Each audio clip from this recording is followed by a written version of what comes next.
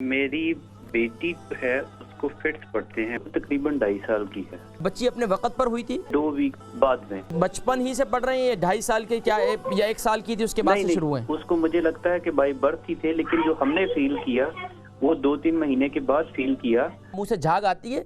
नहीं, झाग नहीं आती। हाथ पाँव भी मुड़ जाते हैं? इतने ज्यादा नहीं। जो लोहे कुरानी है, ये जो है अव्वल आखिर दुरूद शरीफ के साथ इसको पूरा मतलब एक बार सारा पढ़ लें और बच्ची पर दम करें। लोहे कुरानी इतना ज़बरदस्त है कि जिसकी बरकत से इंशाल्लाह बच्ची के जो है वो क्या नाम है, दौरों की तकलीफ जो है इंशाल्लाह वो बेहतर हो जाएगी।